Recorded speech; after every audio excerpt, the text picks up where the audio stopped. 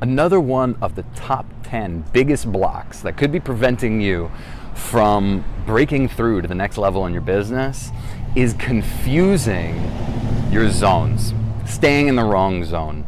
See, the thing is, you've got this thing called the zone of genius.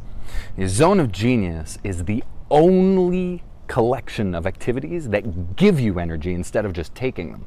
And that's because, well, if you think about it, there are many different cars out there, right? But each car has a different specialty. One is built for comfort, one is built for speed, one is built for racing.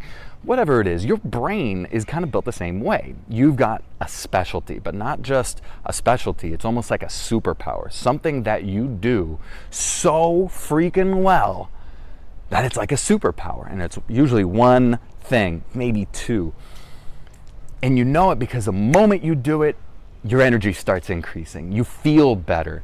You work better. You think better. It's like your brain is doing the thing it was built for.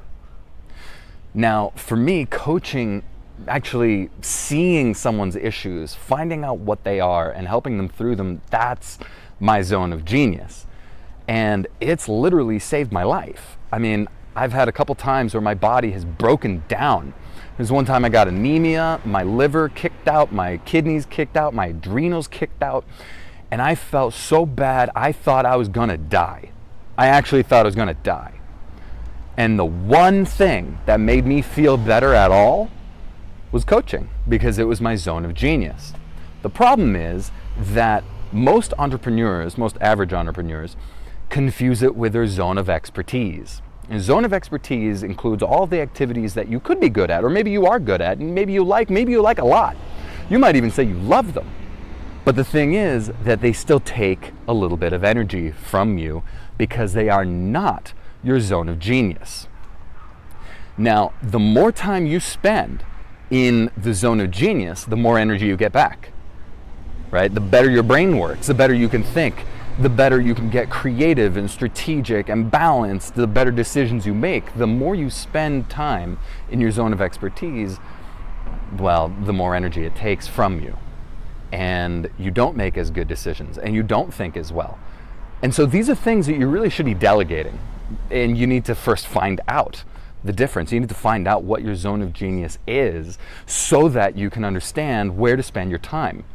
Even spending 20 minutes in your zone of genius a day can radically change the mood, the tone, everything.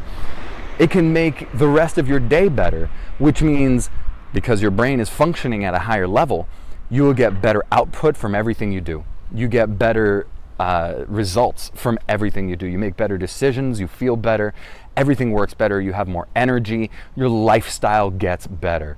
You get more resilient, it's harder to feel overwhelmed, stressed, or anxious. The more time you spend in your zone of expertise, the more worn out you get.